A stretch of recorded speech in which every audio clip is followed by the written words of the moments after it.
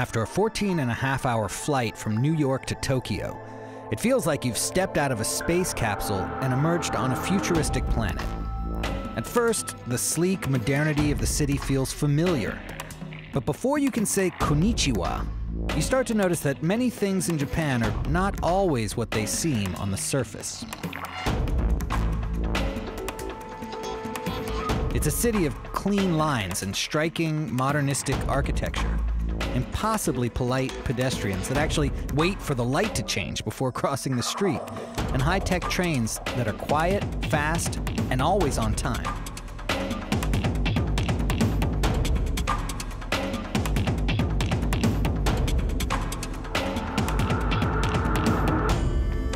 But there's a beautiful chaos alongside the neat orderliness.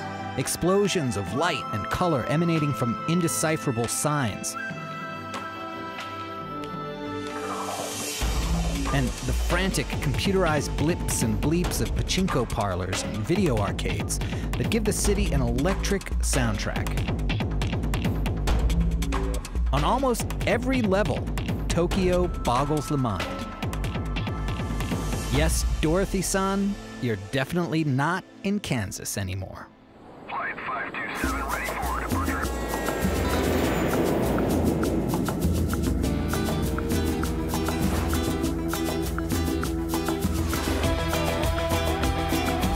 Ladies and gentlemen, once again, music Voyager! You may think you've heard everything, but the world is full of surprises.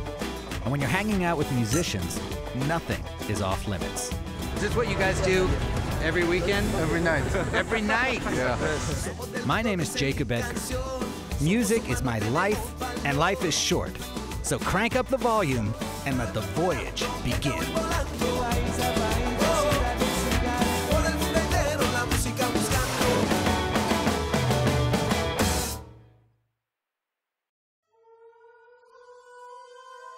Despite its orderliness, or perhaps because of it, this city is filled with eccentricities. You might even call it strange. But it's a good strange, an enchanting, beguiling strange, the kind that's like a mystery begging to be solved, or at least understood. Take Japan's pop music, known here as J-pop. One of the biggest stars in the country is Kyari Pamyu Pamyu, and her current hit, Motai Nightland, is literally playing everywhere we go. The video is so bizarre, you just might think someone laced your last sushi roll with a tab of LSD.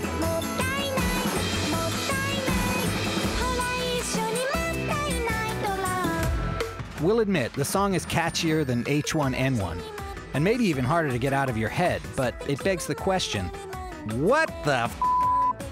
What inspired this surreal imagery, and how did it become so popular in Japan?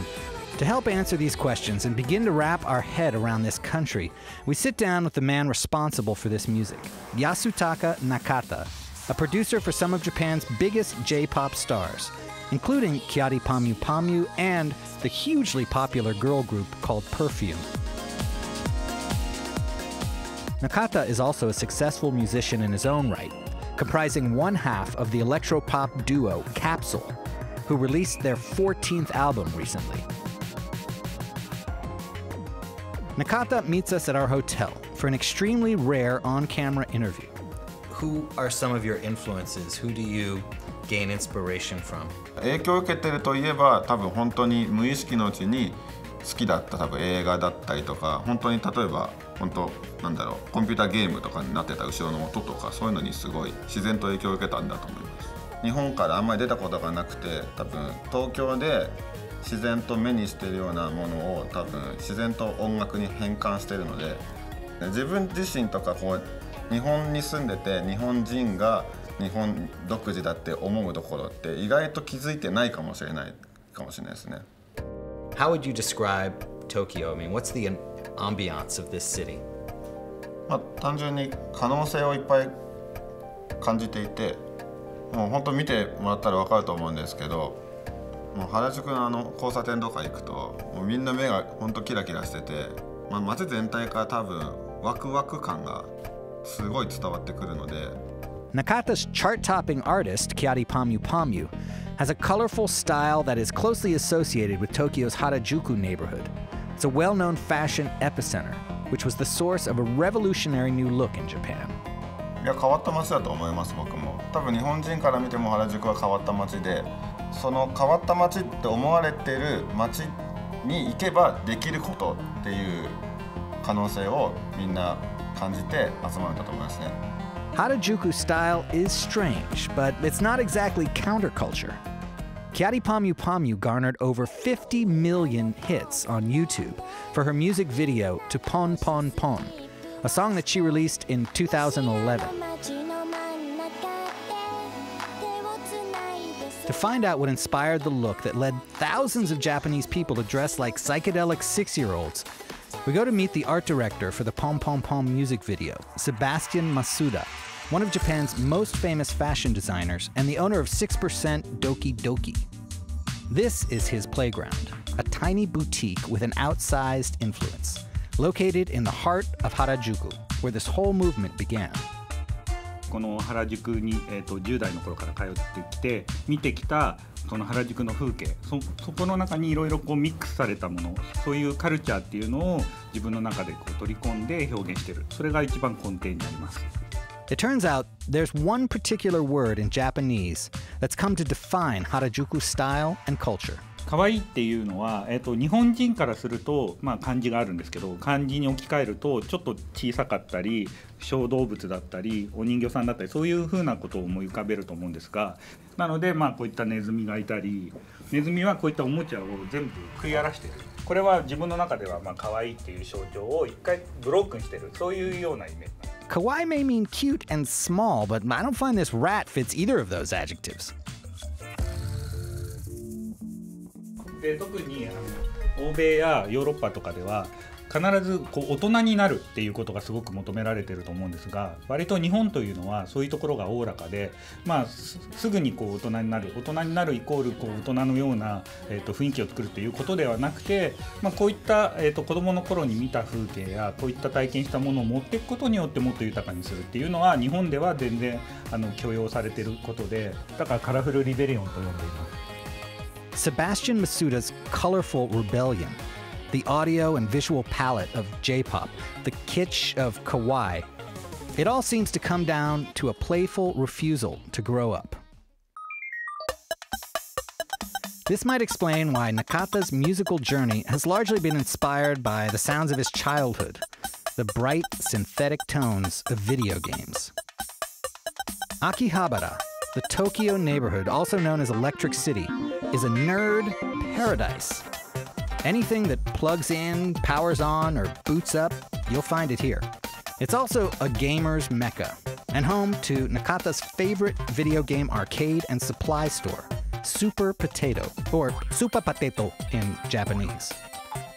You can smell the sweaty aroma that emanates from all-night video game sessions, which break only for fuel in the form of ramen and other colorful snacks.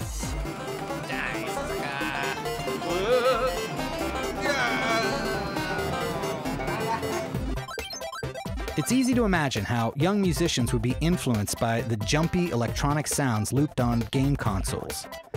If pop music gets stuck in your head, this stuff is like superglue on the brain. And for those who consider themselves experts at traditional instruments like the Japanese taiko drum, these Electric City boys will give you a run for your quarters.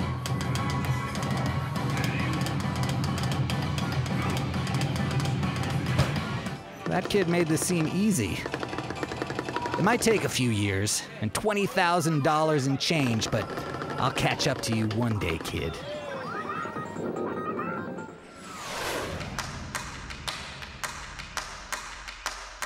The Japanese are known for being exceptional musical imitators. This is the birthplace of karaoke, after all. And it goes far beyond late-night renditions of Hotel California. Looking for world-class salsa, bluegrass, hip-hop, rock, It's all here in Japan. But does that mean that the Japanese, masters of technological innovation, are just mockingbirds when it comes to music?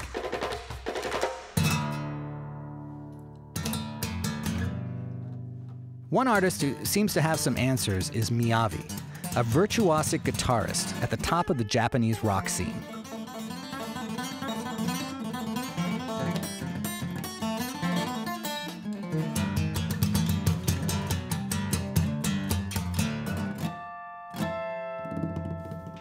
I used to love blues music, like Stevie Ray Vaughan.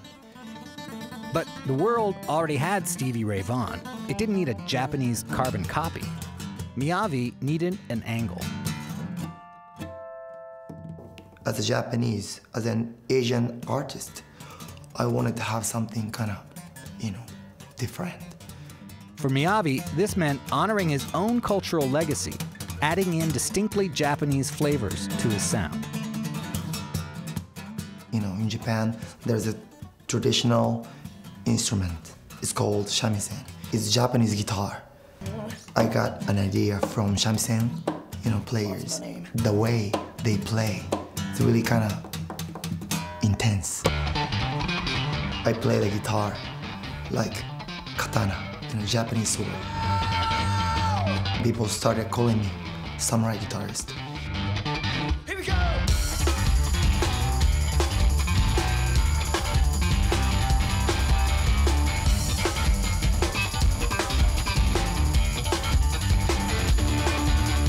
Hi, my name's MIV. Here, what's up? I got MIZ. From Tokyo to Tokyo. I'm on the wheel bomb and big thing.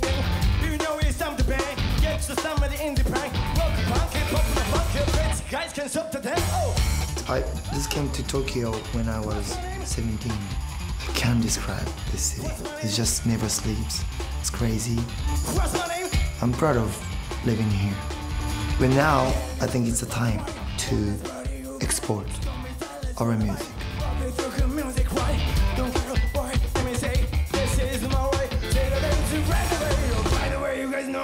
More than just a master mimicker, Miyavi represents the unique character of Japanese musicianship. Beyond studying and recycling the sounds the world makes, it's about making them their own and taking them to the next level.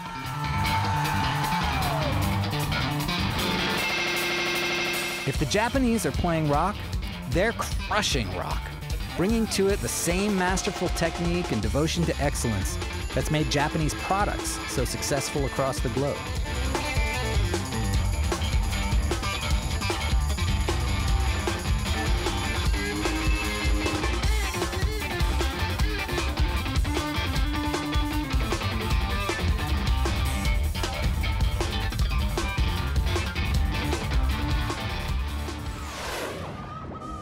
Despite its size and bustling energy, Tokyo can be oddly quiet compared to Western cities. The subways are so silent, you can hear a chopstick drop. You might get the impression that Japanese people are buttoned up or just plain shy. But what we find in Tokyo's Yoyogi Park proves that looks can be deceiving. Music is everywhere, from street musicians looking to be discovered to young people dancing to the latest J-pop hits. This is where Tokyo comes to let its hair down. And like the classic mullet, Tokyo is business in the front, party in the back.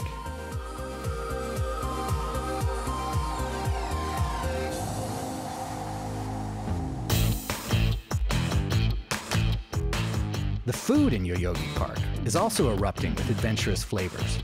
Octopus balls, anyone? So what are these called? Takoyaki. Takoyaki. Oh, wow. And that's pickled radish or? Ginger. Ginger, pickled ginger. I'll give it a taste. Mayonnaise, seaweed, fish flakes, teriyaki sauce, you name it. Delicious.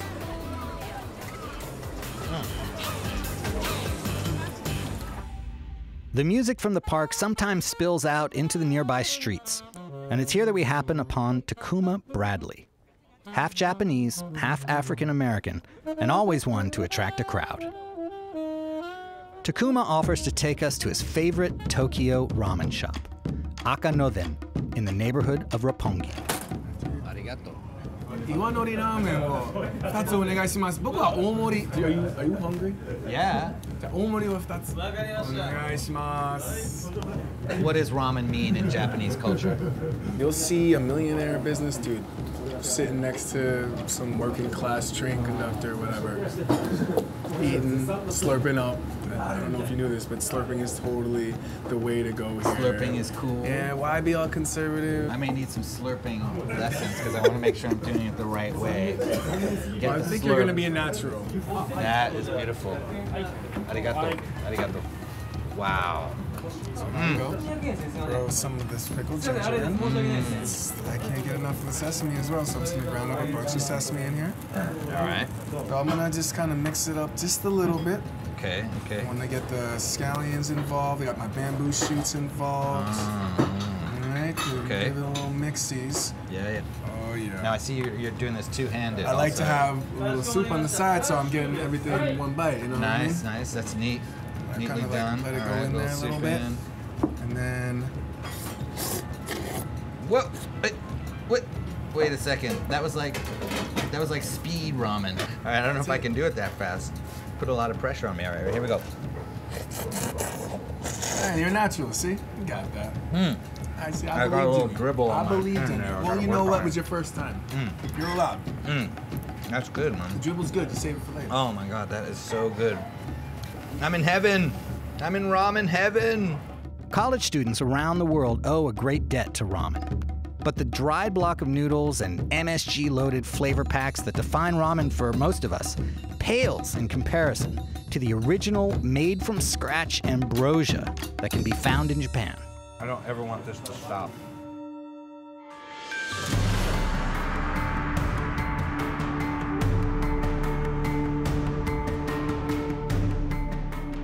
Jazz is one of America's great musical art forms, but it's long been more appreciated and respected abroad than it has been in the country where it was born.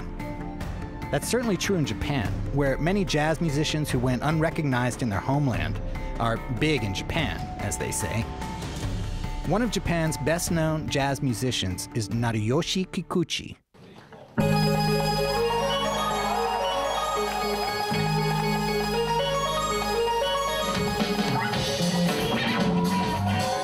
His avant-garde jazz fusion invokes the spirit of 1970s Miles Davis, when rock and funk met jazz in an incestuous bitches brew. After 3 days wandering the spotless streets of this immaculate city, Kikuchi seems like the perfect guide to Tokyo's more gritty underbelly. We meet in Shinjuku, a neighborhood that's long been home to Japan's counterculture. So this is like the East Village of Tokyo, yes, you could say. Yes. In the 70s in Japan, 学生運動が盛んで、新宿駅は、学生が電車を倒した唯一の街なので、その後新宿はジャズの街ってことになって有名なジャズクラブができたんで。What was it about the music that spoke to you? 最初はとにかく映画が好きで、家の両脇が映画館だった。映画が好きでよく映画見てると、アメリカ映画には必ずジャズが流れてるから、そんで好きになるというような、最初はそういうコースだった。Free jazz, with its emphasis on improvisation, can often be an exercise in the unexpected. The same holds true for Kikuchi's Shinjuku tour. So I asked you to take me to your favorite place in the neighborhood, and I thought you were going to take me to some little jazz club or like a little night food spot, but you've taken me to a department store. That was the last thing I expected. Department store, 中でもコスメティック、many girls makeup are doing. You know, that sounds a little creepy. I have reason. Yeah, what's your reason? It's my twisted nostalgia, you know. As he tells it, Kikuchi grew up in a red light district, a neighborhood filled with gangsters and ladies of the night. His parents' restaurant was a popular hangout for the locals, and seared into his cherished childhood memories are fond images of watching working women putting on their makeup as they prepared to ply their trade. I have viewpoint. You have a place where you go? Seriously? Which brings us to the cosmetics department of the Isetan department store. Like a free jazz solo, sometimes you just gotta go with the flow, even when it takes you to awkward places.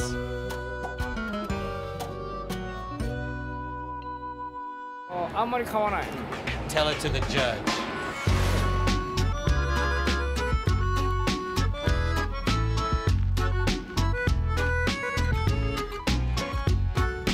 We couldn't come to Japan without trying sake, a wine made from rice. This place is members only, and the sign out front reads, "Sake only," to ward off people looking for other spirits. Sake sommelier Toshiki Takeguchi pours us his 5 favorites, an array of flavors ranging from sparkling, dry, fruity, mild, and something he describes as vintage.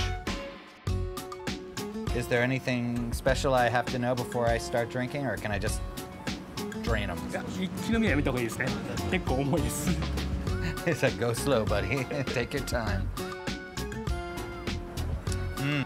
Oh, yes, very fruity, very sweet. You think I could get to be a member? I promise to behave myself. Yeah. Kanpai. Kanpai, the Japanese word for toast to your health, also happens to be the name of one of the most popular songs from a Tokyo-based rapper who goes by the name Chinza Dopeness. He's certainly not a rapper who could be accused of taking himself too seriously.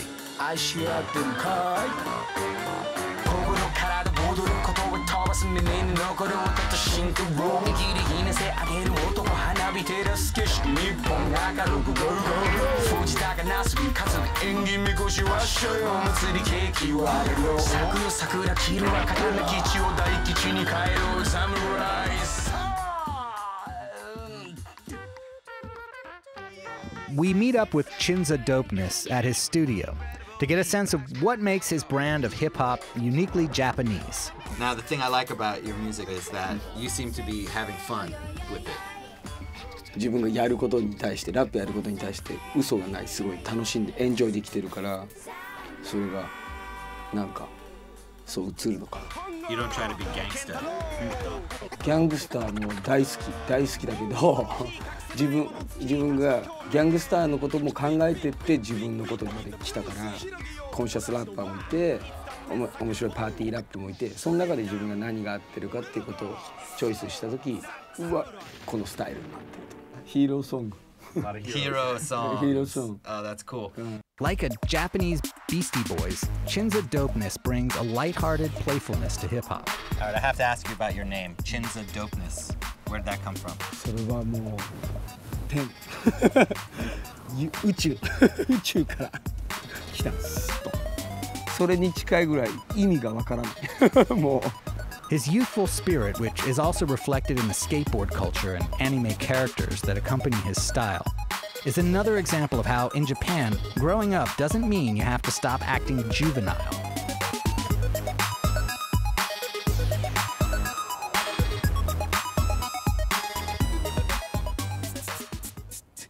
Dopeness freestyler 言葉並べるタートル、ここに立ってるより座ってるテーブルフリースタイル最後の晩餐やる気はねここでまだ生きてるだけ、やる気があるのかねえのかそれよりここにある生えている木、染まる秋照らしたよリバーサイドおじいちゃんおばあちゃんもびっくりしてる高い色ミュージックボイジャーこんにちはからボンボや10まで魅力ドブネスタン新山ものですがどうぞよろしくありがとう。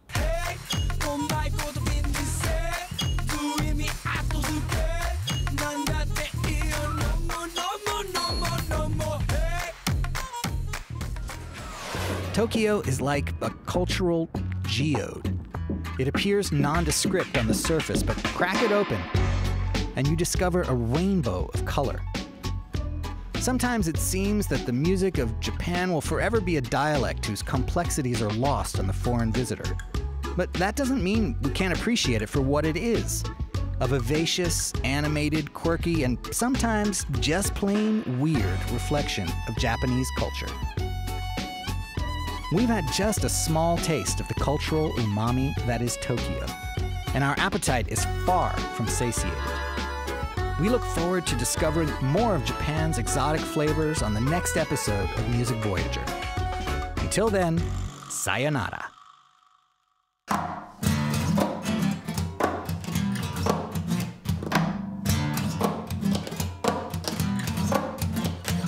Hi, my name's MIB. You was a fire, am I safe from Tokyo to Tokyo? Come on with brain, thick string thing. You know it's time to bang. Catch some in the bank. Rock funky, pop no funky. Edge guys can't stop the dance. Come on. What's my name? What's my name?